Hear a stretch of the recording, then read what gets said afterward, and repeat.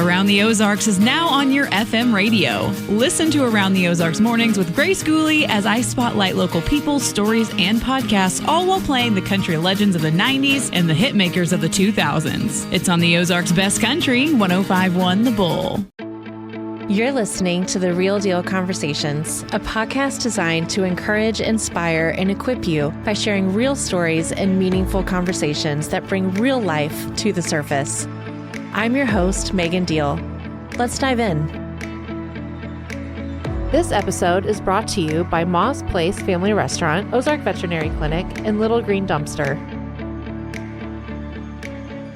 I am with Jayne Young today, and I'm really excited about this. And if you follow the podcast, you know that I purposely do not get the details of people's story because I want to hear it for the first time, like you guys are all hearing it for the first time on air.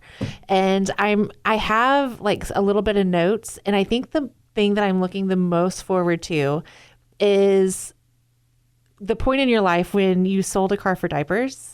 And the reason why this is so exciting, guys, is because, and why I wanted Jayne to come on is because she is a very successful businesswoman with Allstate, and you see her on the billboards in Springfield and Nixa, and you look at that and go, oh, well, that must be easy for her.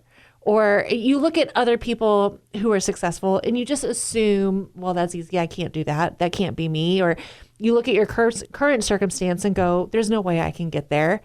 But I love that your story starts with a very humble beginning, because I think it's going to empower people, especially women, to go for their dream.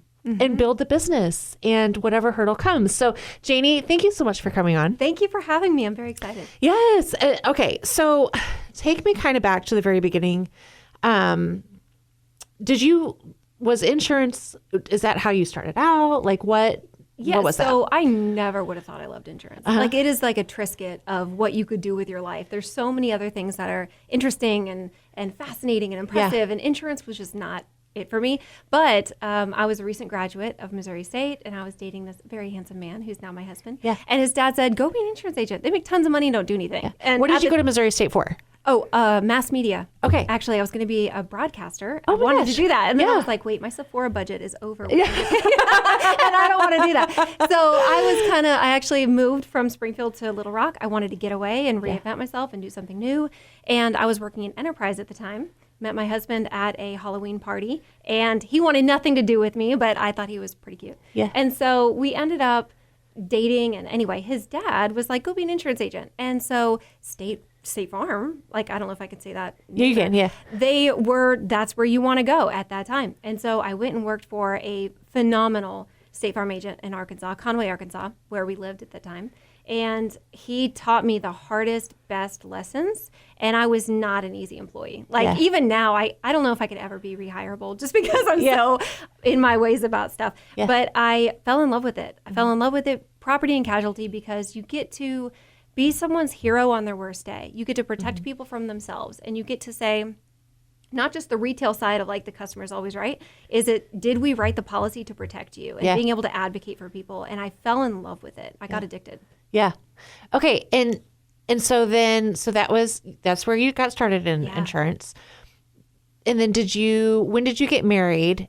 And like kind of how did insurance, obviously it didn't skyrocket. Otherwise you wouldn't have had to sold the car for diapers. Yeah. So what happened? so tell me about that, like the push through and the development of it, and take me into that part of your journey. Oh gosh, it's never linear, right? Yeah. The most interesting things aren't. So I started this State Farm path. I was going to be a State Farm agent. I was in the right circles, but it wasn't a good fit. And I think I don't know if that was the Holy Spirit being like, we're kind of there, but this isn't really totally it. Yeah. So I ended up, I got fired, actually, truth be told. But that was good because it became very clear to me that I did not want to do this. I fell out of love with it, with that company at least. I started my own social media marketing company called Young Social. And so I was working from home. I was like, I'll be a stay-at-home mom and I'm just going to run insurance agent socials. Yeah. So I would run their Facebook and their Instagram, and TikTok wasn't a thing then. And I would run it. And I actually had several clients, and several of them were Allstate. And I really loved the company, and I loved all the women in leadership. And then what got to happen is I started to go back to work. Young Social just kind of petered out. I got kind of bored with it. And really, we got in the financial position that we were in because, I don't want to say because of my babies, but honestly, because as women, sometimes you have to choose babies or not. Yeah. And pregnancy is not easy for all women, and it wasn't easy for me. And so we had 3 losses, and that was pretty apparent to me that stress, I don't handle it well. My body doesn't handle it well. So I kind of had to let everything go. And then and it was a lot of work to get pregnant with our oldest daughter. And so we just thought, if we want to have more, like, it's going to be more effort, more heartache, more tears. And my husband wasn't interested in a third. Until I was like, hey, baby. So I was 8 months. So we had been, I'd been doing Young Social. My husband was making not a lot of money at the time, but he loved it. So I was working at home and let that go. And we just didn't have enough money. And we did the every dollar Dave Ramsey thing. I would go in and I'd say, okay, we have this much for groceries and this much. And there was one month where it didn't add up. And we had a big old negative with like giant numbers that it wasn't going to add up. And so our daughter was 8 months postpartum at that time. And I said, I'm going to start applying for jobs. And so I did in Little Rock, and I was starting to go to interviews. And then all of a sudden I started getting that tell, like, you were pregnant again. And I thought, no way. And like, God has a sense of humor, but this is too much. And so I took a test and I was like, okay, so we're pregnant again. But I knew I couldn't work if we'd lose her. And so, honestly, I was thinking about what I was going to say about this. That time of my life was such a blank now. It was so hard, and it was so out of body because it was, the truth is, going to get groceries, like not being able to buy a marinade. Like, I would put my son, who was 3 at the time, in that grocery cart, and my daughter was in her car seat there. And I'd be like, oh, just here's an apple to chew on, and maybe they won't make me pay for it if you're eating it while we're shopping. And putting back a can of oranges, that was awful because we were playing that negative balance game, right? You can withdraw up to $500. And so we would withdraw up to that, and there'd be overdraft fees, but it was whatever it was to survive. And then when I was 34 weeks pregnant, we said, okay, so the diaper story, I regress. The diaper story is that our daughter needed diapers, and we didn't have enough money, but we did have 2 cars. I wasn't working outside of the house. So we made a back alley deal with someone who worked at a bakery in Little Rock and sold her a car for like next to nothing. And we immediately went to Sam's Club and bought diapers and groceries and got our balance back up to positive, I think $100. And that was it. And we just had a cruise. And during that time, because I don't know if you've ever felt this, but like in a lull or when things are not where you know they should be yet, it's like there's this drive in you that you know there's something more. You know you're meant for something more. You know you're made for something more. You know that like there is, but then to see the situation that you're currently in, and it feels defeating. And it feels like, why do I sense this bigger, yet I don't see it? Did you ever feel like that? Oh, all the time. And how did you, because it also can be just because you want, like, being mom is wonderful. Yes. And so you're also trying to value and cherish what you know God is giving you in that season. But you're also wrestling with, I want more. I want more. Yes. I am a fantastic mother. I'm a better mother when I'm not a stay-at-home mother. And I know that about myself.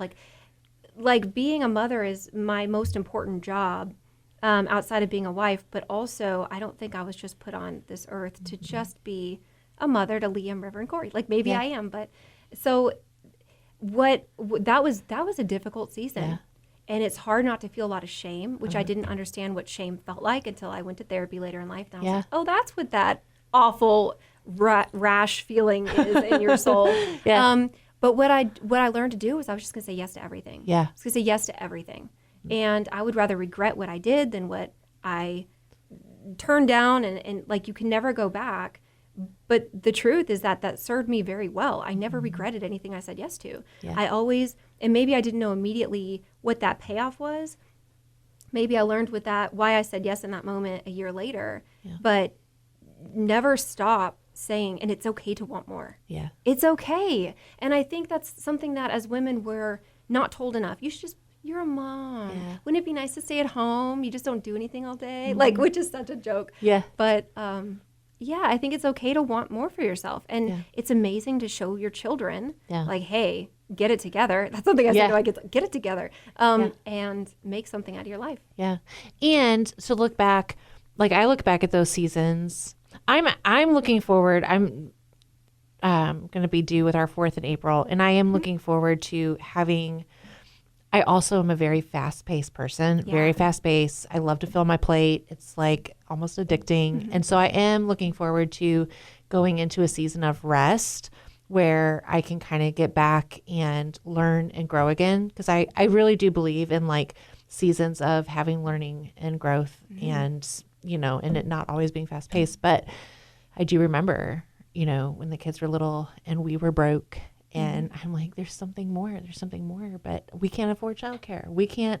And even if I wanted, there's no way I could afford childcare and I don't have, but I look back on those seasons and I do see all the value in it. Yeah. I do see the, where God had interweaved my future in there. And it's character building. Yeah. I would never appreciate what I have now. I would never appreciate it, knowing myself, unless I know how bad it was. Yeah. And how many people are walking through it. And the truth is, I could be back there again faster than I care for. 100%. Because money comes and goes. So I try to really appreciate and value every day that I have it and unapologetically wear cute shoes and do that stuff because I know it's all very liquid. It's all very opaque and you may look like you have it all together and then you kind of maybe don't the next day. You just never know. And I think you see that in insurance. Yeah. Car accident. I mean, people all of a sudden your legs can be taken from you. I mean, you see worst case scenarios just from what you do, I'm sure. Yes. Well, and consent is a big thing for me. But no one says, yes, I agree, I'm going to get in a horrific car accident today. That no one ever, and that's something that even I'm an insurance agent, but when I used to get in car accidents or when I got in a car accident previously, I'd be like, but I didn't want this. I didn't want this. And you combine that, and then if your policy isn't written correctly or someone was just like, I get a commission check from this policy, and they didn't write it thinking you were ever going to use it, it's even more traumatic because then you're getting sued. Then you can't pay hospital bills. It's in my job as an agent, what I try to do is I write for the worst. That way, in case you need it, the bandwidth is there. If you don't, you just think you pay too much for insurance. Yeah. Whatever. Yeah. And, there was a situation I dealt with like a couple years ago, and this lady was just on her high horse, like nothing bad, whatever. And I just talking very poorly about people that have it rough, talking very poorly about people that, and I just left and I went in my mind, I'm like, I hope nothing ever happens to her husband one day. Right. I hope that something doesn't, I hope that the worst case doesn't happen to her. She'll definitely build some empathy if that did. It's unfortunate. And I say that like with insurance and stuff. Again, you probably see that. And so people, I don't even know where I was going with that. It's probably my ADHD, I get it. but no, you know what I mean? No, I have ADHD too. So we're just going to bounce around. It's going to be great. So those kinds of people, I do deal with them all the time. And I am not afraid to turn business away. Yeah. Like I'm going to make a suggestion. Having an agent is free. But I'm going to make a suggestion based off of what your family has and assets to protect it. And if you tell me you disagree, you want less just to save money, then I'm not your agent. Yeah. I'm not your girl. So I've told people before, you can go, I can name 5 agents that I'm friends with. That would be great. Yeah. But for me, I'm not going to put my name on that line for you. And those people, I think they just, I don't feel sorry for them in a petty way. It's more of you're underdeveloped as a human that you don't have that much empathy for somebody. Yeah. You know, so I look at them like, well, I hope you never feel, to your point, that you can't have empathy for somebody, but you're also, what a coddled life, an unfortunate life. Like, I think the hard things that we go through make us interesting and empathetic. Yeah, 100%. Now, with what you had gone through, and then, so what was the transition? Well, first, before we get into that, somebody in that position now, what would you speak to them to encourage them to hold the reins in the season that they're in where they're not able to move forward yet, but they know that there's something more in whatever space it is that's calling to them? What would you encourage them from your point of view in that time? Oh, I just got full body goosebumps on that. I would tell them to, I don't want to say keep the faith, but essentially pray about it. Yeah. Pray about it. Say yes to everything. Give yourself grace that it's okay that you're not where you want to be. Yeah. That's going to be part of your beautiful story. Yes. It just hasn't unfolded yet. Yeah. But enjoy the dry season. Yeah. Enjoy, if you can, the mediocrity of it, the frustration of it. Really embrace it and don't fight it. I think that's where a lot of anxiety comes from, at least for me, is when you're not allowing yourself to feel what you need to feel. Like, I had a lot of anger for a lot of different things when I was in that. Strangely, it was never directed at myself, but but being able to be like, you know what, I'm really angry today, and I'm going to allow myself to be angry today, and then tomorrow I'm going to be coming up with a plan. And isolating what their miniature goals are. Like, my goal for a long time, and my husband and I would dream about it, I want to go to Sam's Club and just buy what I want. And not like be on a grocery list and not have to put something back. That's what I want to do. And now we can. And I don't bring it up to my kids. I don't really talk about it. But every time I go into Sam's Club, I feel grateful. And I have empathy and compassion for every person that's there, and also for the version of myself that was there, that was looking at every price tag and looking at, okay, is our fridge big enough for that? Or can I make a vinaigrette to go with that chicken? And buying bags of chicken. Like frozen, like just these little and diapers and wipes. And we just gave $1,000, or we went to Sam's Club as an agency and spent $1,000 for the Dream Center for diapers and wipes. Because I said, there's a mom that needs this. And I was that mom that would have done anything. And we had asked for help, and we were told no by people that, and to put your hand out is hard, and then to get it slapped is harder. It is. And, you mentioned keeping the faith in God. And it is, in my experience, and I believe consistent with other people's experiences too, is those seasons that feel heavy and dark and empty and void. He will give you full circle moments. You know what? Can I share a story with you? Please do. Because I think this is, and I shake and I get goosebumps every time I think about it, because my husband and I are Anglicans. We're in the Anglican faith. And when I was in Little Rock, when we were living there, that was when it was hardest for us, easily.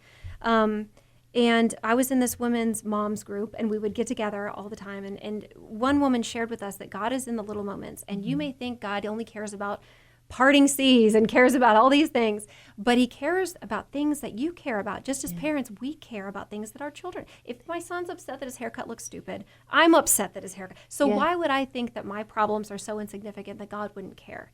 So I preface it with that. So when my daughter was born, we do baby baptisms in Anglican. And so she was born, and it was really important to me that we take the whole family out to this restaurant called Arthur's in Little Rock. It's a buffet. Think like Hemingway's. Beautiful ice sculptures, but the buffet is very affordable. And we had saved up just enough money to be able to cover the tab to take our family, our nuclear family out, and then my husband's family out for brunch. And this was on a Monday that I was like feeling really good about it. Her baptism was Sunday, so there's a few days there. On Wednesday, we had something autodraft that we did not think about, remember, and it took up everything. We had nothing. We didn't even have money for groceries, let alone to pay for this. And we'd already said we were going to pay for it. And it was like, no, and my husband could have called his parents and said, hey, sorry, whatever. But I didn't want to do that. And I was crushed. And I was just crying, and I was depressed. And I was thinking, I wanted this one thing, God. I wanted this one thing to honor you. And we're going to raise our daughter in the faith and all of this. And Wednesday, same day, my husband got a call from a woman he used to work with that he hadn't worked with in a year. And she said, hey, for some reason, I found this gift card to Arthur's. I'm not making this up. She said, it's for $500. No one came to claim it. Can I mail it to you? And Rob was like, yes, of course you can. And I was like, don't mail it. I'll go pick it up. I'll go do it. But it got to us on Saturday. Yeah. And we were able to take everybody. And there's no way that wasn't such a God thing. Yeah. And I just felt so loved and cared for and seen Yes. in those moments. And I hadn't even prayed about it. I was so upset I couldn't even pray about it. Yeah. That I was like, I'm just going to hold this. Yeah. And that has forever carried me through in anything of, if it upsets you, God cares about it. Oh, he does. 100%. He is so, I don't want to sidetrack too much, but he is so, yes. And anybody feeling that void, and just like what Janie said, and he's there. Whenever I was in college and I was going to school for ministry and psychology, and we got pregnant, my husband and I, and we were so broke. And it was like, okay, Daniel, you're closer to graduation. So you graduate. I'll forego the degree so that I can be with the baby. Because again, we couldn't afford childcare for me to go to school. And so I never did that. And then I think it was 13 years later, the place I left for ministry was the place without a degree, without any backing me, without any resume backing me to even say that I was qualified. The very first place that I did public speaking and spoke was at that college. And I just firmly believe like God is in it. And even if it takes a long time, like he's not, or like when we sold our business last week, the people that were supposed to unhook the trailer and everything completely bailed on us. And we're like, we don't know how to I don't know anything about this. Oh my gosh, these people just bought a $68,000 business. Like, oh my gosh, what are we going to do? Yeah. And the people were there to pick it up. Oh I mean, it was a gosh. whole thing, Janie.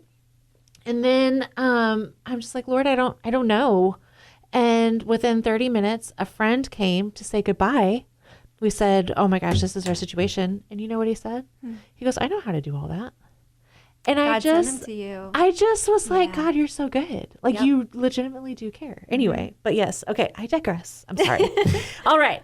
So I want to kind of ask you a side note question, going through all that, going through, a poverty time, going through the stress, knowing that you want more, that can be hard in relationships and navigating. And so even if it's hindsight 2020, if somebody is listening in that season, what would you encourage them, even if it's something that you learned after, because you and Rob are still married. Yeah. And that's not going to be it for everybody. Some people are going to get frustrated. They're going to allow their circumstances to take down their marriage. They're going to start going against each other instead of with each other. Yep.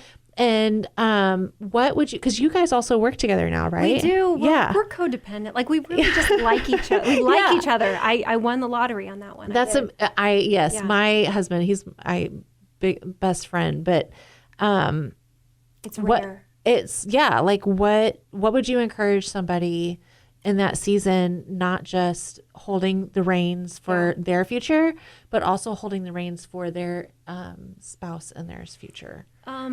Be very careful with your spouse. Yeah. So something that Rob and I have done we've done a lot of things wrong. Yeah. But what we did well is that we never name called. Yeah. We went to a marriage course. It was being held at our church. We're like, let's go. We get free dinner and childcare. Let's go. Yeah. And they always talked about being on the same side of the couch of an issue. So when there's an issue and you have completely separate points of view, remember that you're not on opposite sides of the couch looking at the problem. You're on the same team. The children will be, assuming all things are good and healthy and not in an abusive situation, the children will be better if you're together.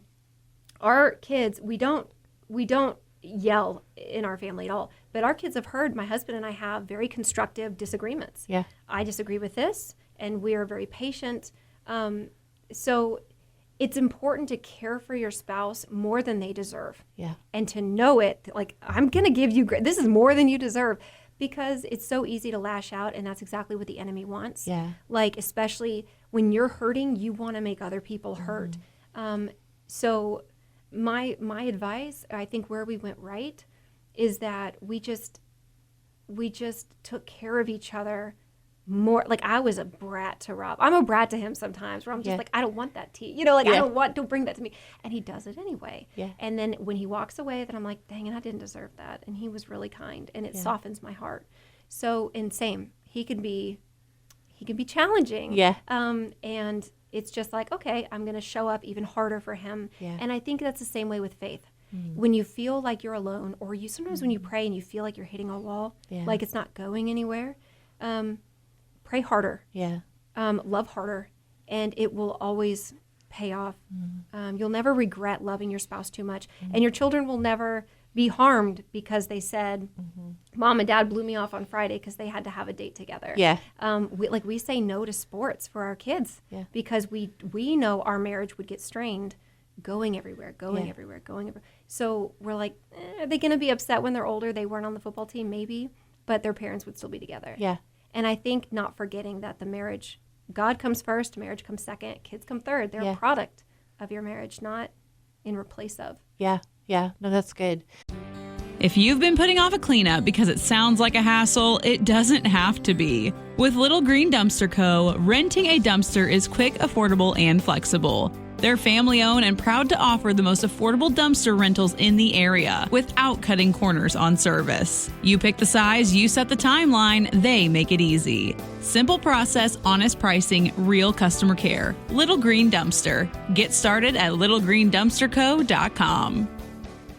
Everyone likes breakfast any time of the day, and that is what you'll get at Ma's Place Family Restaurant and Pit-Style Barbecue in Kimberling City. Start off your day with Bruce's homemade biscuits and gravy, or how about their monster 3-egg omelets? For breakfast, lunch, or dinner, be sure and stop by Ma's Place Family Restaurant and Hickory Smoked Pit-Style Barbecue in Kimberling City. Ma's Place, downright good food. Hi, this is Dr. Linda Truitt from Ozark Veterinary Clinic in Ozark. We have been taking care of animals from a Yorkie, cows, cats, with a full-service clinic that offers complete surgical services, hospital, boarding, and now we take care of exotic animals from parakeets, snakes, to even flamingos. Ozark Veterinary has been taking care of pets and farm animals for over 50 years. Stop by our animal care center now, specializing in exotic animals on East Highway 14 in Ozark. And then so you're in that season, what was the transition point to going into Jayne Young and getting, what was that transition point and how hard was it? So to answer your question, I was working at an independent insurance office in Springfield, and I'm really good at what I do. Yeah. And I think when you're good, you know it. And I'm not afraid to say I'm really good at insurance. Yeah. And I wanted more, as I do, and I don't think that's ever going to change. And I'd asked my boss, it was my annual review, and I said, I want a $10,000 raise. I think I deserved it based off XYZ, and that's what I want. And she considered it for a day, and then she came back and said, no, we're going to deny it. We already kind of made a stretch on your salary, which was not much.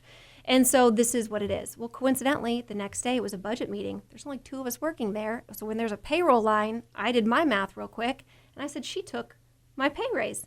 There was an allotment for that, and she took it, and it just went all through me. Yeah. And Kismet, I went home, and I was like on the phone with my husband, just like cussing all the way home and mad, and how dare she, and whatever. And an Allstate agent called me that I love to this day, and she said, have you ever thought about Allstate? Talk about a God thing again. And I said, let's talk about it. Did more research on the company, love the company, love the female leadership, and I said, I think I can do this. And really, it was just I'm going to prove to everybody that I can do this. Yeah. And there's a painting in my office that has a picture of a wolf, and it says, I'm coming for everything they said I couldn't have. And it was that anger of, this is going to keep happening to me. I'm going to keep getting passed over because that's what just happens unless you stand up and put your feet down and say, this is it. And that's with almost anything in your life. Yeah. With jobs, relationships, you have to stand up for yourself and show up for yourself because nobody else will. Mm-hmm. And so I started that.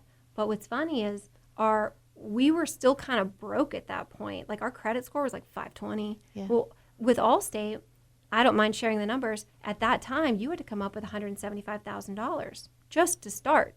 Now, really? I'm not an employee of Allstate. Mm-hmm. I don't get paid anything. They don't help with any opening costs. So how in the world is someone with a credit score of 520 and 3 young kids, 3 kids under 5, and like a harebrained tick up my butt that I was going to get this done. Yeah. And I'm sure my husband was like, whatever, Janie, because once I get in that mode, I'm like, you watch me. I'm going to salivate and I'm going to do it. Oh, yeah, girl. And so I went and got all these loans, Sharky loans, $30,000 here, $15,000 there, 40% interest, 30% interest. The payments alone on those were almost $10,000 a month. Wow. So it was like everything was riding on this. And there was a moment where I just went eye to eye with my husband, and I said, do you think I can do this? And he said, if you can't, nobody can, Jane. Yeah. And I mean that. And I said, let's go. And so we opened, and there were times that I cried in my office. Yeah. Like, what did I do? Yeah. And then I would fix my mascara and open up the door and say, okay, what are we going to do now? What are you working on? What are you working on? And it just clicked. And so at that time, then I was able to build enough business equity that I could pay off those Shark loans, but it wasn't an overnight thing. And it was just, and I say this with anything, if I can't do this, whatever it is I want to do, buying the strip club, if I can't do this, what is the person that would be successful? What do they look like? If I could draw it in my mind, what are the successful attributes that person has that I don't have? Yeah. And if you're like, nothing, then do it. Yeah. The answer is then you should do it. Yeah. And then so walk me through a little bit. That is stressful. Like that's opening a business, having all of that, doing all of that, also being mom and wife. So what besides what you had mentioned, like really getting, what was your push through? Like how many times did you ever want to quit? Did you ever say, maybe this isn't? And you may not have. Yeah. But just for the people who were in that spot right now, who were like, I know I can do this, but the weight is so heavy. Yeah. So I never wanted to quit, but I wished it was easier. Yeah. For sure. And so I prayed a lot about the armor of God, asking God to make me stronger, build character, make me more resilient. Yeah. Not necessarily making it easier, but you put me in this position. I'm here, God. I showed up. I need help. I need the right people, or I'd pray for staff, or I'd pay for whatever that I needed. Also having my back up against the wall, like we'd be bankrupt. Yeah. And if this didn't work, and it was just, I just had to push through it. Yeah. And Rob wasn't with you at the time, right? Like he wasn't working with you at the time? Well, he kind of was. So he was working for a company that was remote. Okay. And so he had his office space in my office. Yeah. Yeah. Okay. So you both do insurance. No. So never go to Rob for insurance. Rob is, he's honestly like a savant. He's a tech guy. He knows data very, very well. He has a direct mail campaign, and he also sells data information to insurance agents to solicit. Okay. So if you ever get a random phone call from somebody, blame my husband. He probably sold your information. But he's an ethical, good guy. Yeah. If you don't want to call, put yourself on the do not call list. Yeah. But yeah, that's what he does. So it's very circular, what our industries are. That's awesome. Yeah. And so you've started your business, and you've obviously over time have become successful. Yeah. And I want to move into the strip club. Who doesn't? And here's why I love this. Yeah. Okay. I was thinking about this, and I'm like, to me, this is kind of a full circle moment. And the reason why is because a place that took dignity away from women has now been bought by a woman and is turning it into a place of value and character and just hearing your story, the push through, what you started out with, and the fact that you're now buying a place that took that away from women. And I think that's so stinking cool. It's pretty cool. So we're actually writing Bible scriptures on the new themes that we're putting in there and praying over it a lot. It's pretty fun. So I'm also a sucker for good marketing. Yeah. Like any good content, I appreciate the heck out of it. In fact, I'm going to have some fun with a Yelp review here when I leave. But it just... Honestly, the position that I'm in now, my location, I don't own it. Yeah. And the owner was never going to sell it. So I outgrew it. In that the place that I'm at now is a house. And when you've got loud salespeople, doesn't last very long. Yeah. So I knew I wanted to buy something else. And so, but there weren't a lot of opportunities in Nixa.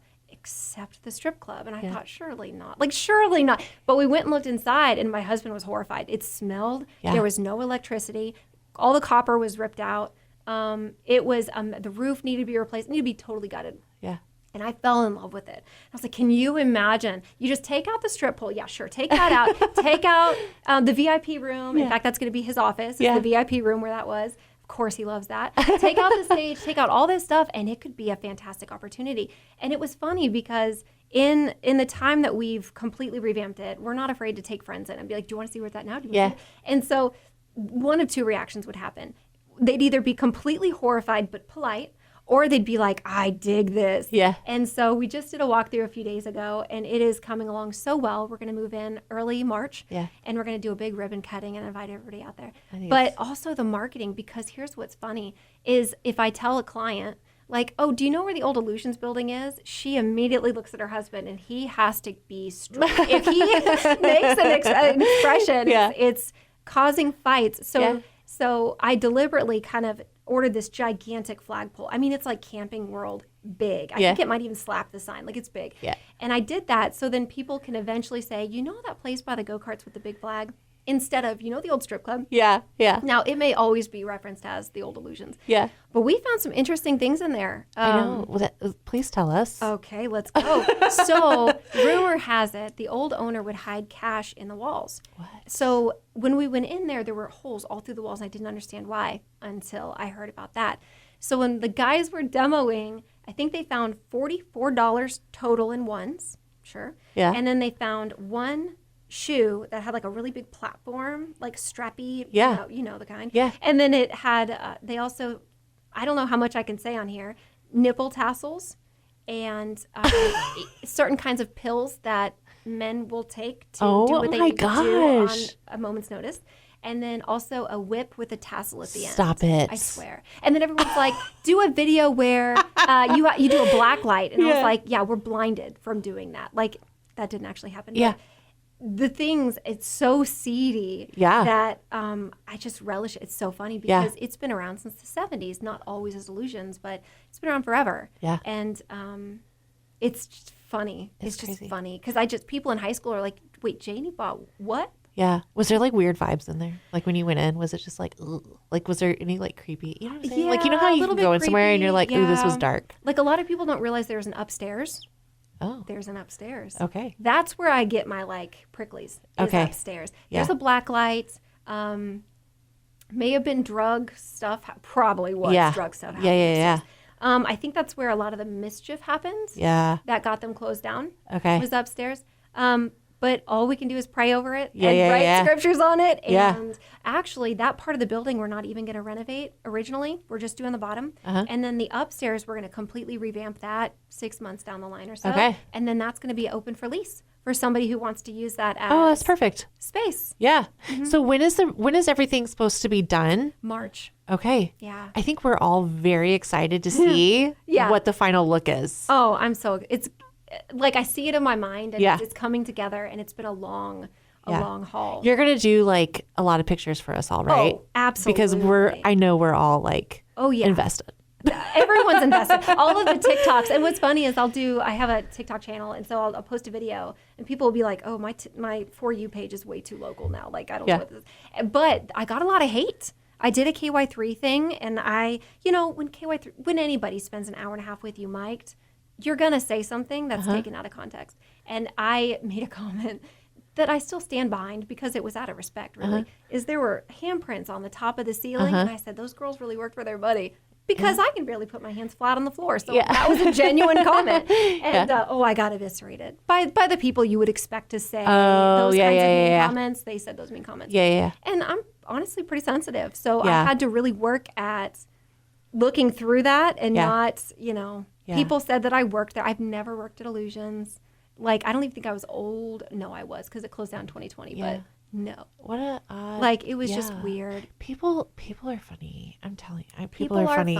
Yeah, I think the social contracts that we used to have in the 90s, I think that's why people are, I don't know how old you are. You don't have to say. But in the 90s, I think people miss it because there was a social contract. We were going to behave a certain way, act a certain way. And then something happened with these keyboards and, sorry, I'm going to say it, COVID. And being inside, and they got this dopamine hit from bringing you down. Yeah. And I think what I've at least found is that when people generally all have a gas button, and some people break really easily, but those that accelerate when they should brake, they're the ones that go through and they do the things and they make the changes. And that reminds people of where they personally braked, and it makes them uncomfortable and it makes them angry, and they can't blame themselves, so they're going to lash out at you. So, and I know this is not original saying to me, but I've never had criticism from somebody that I respect or would trade lives with. Yeah. And reminding myself that, because not everyone's opinion is my business. No, it's not. Or it's not our business. It's not our worry. But when you're like Heather Zaromsky, she was recording before you. We were talking about being people pleasers by nature because we don't want to hurt people. We don't want to offend people. We want to be misunderstood. And at some point you just have to go, it's none of my business. It's not my worry. Yeah. It's not, But, okay, I'm kind of digressing again.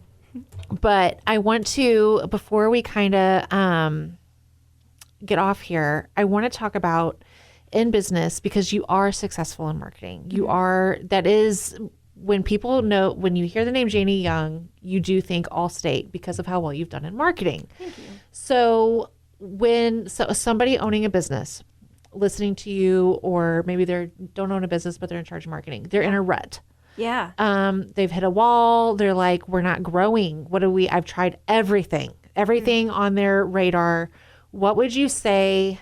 What would you say to help them push through that? Whether it's tips, tricks, tools. Yeah. Depending on your industry. But I think the overall rule that I would say is get out there and do more. I think as business owners, a lot of us want to shy away. We don't want to put ourselves on billboards. We don't want to necessarily expose ourselves, but you have to overexpose yourself. Like when I opened in 2019, my goal with Allstate was to make it look as if someone just came through the town, it would look as if I had always been there. And people were like, where did you come from? And I'm about to have my 7th year with Allstate next month, but I don't ever advertise that, because if I said 7 years in Nixa, it would make it seem like it wasn't that much. I've been licensed for 16 years, but I don't highlight that part of myself because I want it to seem as if I've always been there. Okay. Like, I don't want to put that on there. So if I were giving someone advice, I would say you have to be intentional with everything. Who you're around is a big thing I want to talk about, because who you're around, another woman actually said that I was very calculating with who I choose to be around. And that hurt me when I heard that. Really? And then I said, you know what? Yeah, I should be. Because my personality, the people that go, the people that say yes, the people that try, the biggest soul killer to them are people that say, well, I wouldn't have done it that way. Or, well, it must be nice. Those people that can't clap for you, don't need to be in your circle at all. You need to be around people that are 1 step ahead or 4 steps ahead of you. And that's who you need to ingratiate yourself with. Find role models, try the weird thing, get yourself out there on social media marketing. A tip is that I wouldn't go to Google Ads, honestly. Okay. YouTube is so underutilized for small businesses. For example, I'm insurance. I am competing with Google and with all these other big name brands that I don't have to list. I'm competing with them on ad spend. I don't have the ad spend that they do, but I can go to YouTube and I can put an unskippable ad on that, and it is pennies on the dollar. And how many of us are on our phone at night? Or how many kids' iPads? Like, I had a Jayne jingle for 30 seconds, and I put it on YouTube, and my daughter came home and was like, Mom, my teacher put on this thing on YouTube, and your ad came up, and we had to listen to the whole thing, and it made me laugh. And I was like, then it worked. Yeah. So I would go to YouTube, create a little ad, get creative, sponsor things, get involved in the community, but be intentional. Don't just open your doors and expect people like they owe you something. Yeah. You have to really be intentional with everything. And, I mentioned this earlier, you did car line tags. Yeah. And I think it is easy because the more you put yourself out there, it can feel vulnerable. Yeah. And there can also be this like feed in your brain that goes, but you're going to be everywhere. And aren't people going to be annoyed? And people told me I was annoying. Really? Yes. Oh, yes. Okay. People told me that. People even said that I was buying so much that I was buying so many billboards that they couldn't buy their own billboard. Like, I was taking something away from them. Really? Okay. See, that's nuts to me. Yeah, it is nuts. And it's just an excuse. Yeah. But, okay, so you've heard it. Yeah. You didn't listen to it. No. And now when you hear Allstate, you think Jayne Young. Yeah. And so it really is having to go through, like what we said a little bit ago. It's not your worry. It's not what your worry. People's response is. You have to, at the end of the day, you're responsible for your future. Yeah. The people who are criticizing you, they don't actually have a cut in your future. They're a blip. It may feel stingy. Oh, yeah. It may feel big right now, but 20 years from now, they're a blip. Well, and the truth is that the best advice I ever got was from another small business owner. And he said, Jayne, people's capacity is 2 weeks. Yeah. That's it. So I've been roasted hard in the most vicious ways publicly that I won't rehash it. But I was mortified. Yeah. I was I'm never going to leave my house. And couldn't do it. 2 weeks, sure enough, no one remembers. So it's like the people that have those negative things to say, that's what they tell themselves, and that's why they are where they are. Yep. You can't listen to them. You have to be your biggest cheerleader. Yeah. You have to constantly say, if not me, then who? I want to go do this jewelry business. And then if I can't do it, then who could? Well, I can do it. Yeah. And it's not a 9 to 5. Like, you know this. Yeah. Like, we work 90 hours to not work 40 hours. Yeah. Work all the time. Yeah. So you have to believe in yourself, and you have to be strong enough to say, no, I think I can. And you have to be crazy enough to believe it. Yeah. And to put yourself out there. I think one of the most awkward things is networking. Yeah. When you're first starting out and trying to get your name out there, it's so awkward. Yeah. There's 100 people in the room at some of the big ones, some of the smaller ones, whatever. And you're walking up to people and you're like, okay, I don't even know how to small talk. Like, this is so weird. I feel goofy. Like, it's like you're back in high school again, making new friends. Right. And I think the biggest barrier for people is that initial, hesitation, and it's like, if you can just push through that. If you can push through it. Yes. Or like what I had to do was I just had to master disassociation. Yeah. Honestly, like, I couldn't present as Jayne Young out there. I had to like be the person. Does that make sense? Yeah. Maybe that sounds psychologically worrying. No. But I had to like be the caricature. Yeah. And I would just go do that. And it's exhausting to do it. Being is. on all the time is exhausting. Yeah. But not putting yourself so out there where it's like, oh man, if they say something negative, they're saying it to me. Yeah. And that took me a while to realize they're not saying it about me. If they knew who I was, they would never say that to me. Yeah. They're saying it to the characterized version of who I am. Yeah. But you have to, if you're not naturally good at small talk, which I'm not, Yeah. it makes me cringe. Me either. Yeah. It's the thing. You just have to create a character and fake Yeah. it till you make it and be the loudest cheerleader of yourself. And I don't know about you, but if I'm about to use a service or business, whatever, there's more of a trust with somebody who puts themselves out there Yes. than a business that doesn't.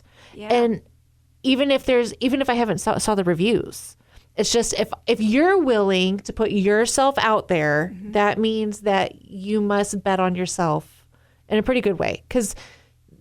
And I shouldn't say this because there are shady people that put themselves out there like that. Yeah. But do you know what I'm saying, though? I do. Like, I'm just more apt to use somebody who is at the networking meetings, who has their stuff on billboards, Yeah. because if you're willing to invest in yourself, I'm more likely to invest in you. I think it's also a social accountability piece as well. Like, the shady people don't put themselves out there as much. Like you said, there are some that do. But really, it's kind of like, if you're easy to find, you've got to know what you're doing. Yes, exactly. Exactly that. And so I agree with you. Like, put yourself out there, and it's uncomfortable, but also realize you're not the only one who feels that discomfort. Oh, yeah. And you're not the only one that feels the discomfort. You're not the only one who's questioning, did I say the right thing? Did I look like an idiot? You're in the same boat with a lot of people, just a lot of people don't talk about it. Yeah. So they don't talk about it. Yeah. But like, Whitney would probably even tell you, I never show up to anything. Yeah. Because I'm like, oh gosh, someone's gonna, like, I don't know. It's hard. It's hard. Yeah. I also hate small talk. I am awkward with it. Yeah. And I don't know when to end the conversation. I'm like, is small talk a 2-minute thing? Is it a 5-minute thing? Am I taking up their time? It's a whole thing. I overanalyze it. I hate it. And networking, I had to do it a lot for Big Brothers Big Sisters. It was my job And I was like, okay, I'm just going to do this. And at the end of the day, I was just like, okay, whatever. I can't overanalyze it. I just got to let it go. Yeah. I tend to wake up at 2 a.m. like, did I really just say that? I know. Did I really say that to the CEO of Allstate? I know. Like, oh my gosh. And then you're like, you know what? I did. And maybe they'll remember it. Maybe they won't. I know. Yes, I said that. Yep. Not my worry. It can't be my worry. No, I Anyway. release it. All right, Jayne, if you can end us with just, if somebody's like, I didn't get a chance to hear that whole episode.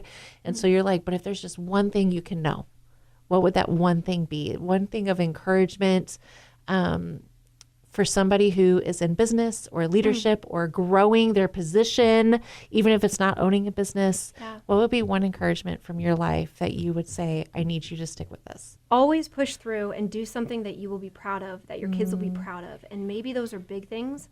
Maybe those are small things. Maybe those are things where you just got out of bed and washed your hair this morning. That's a success that should be celebrated.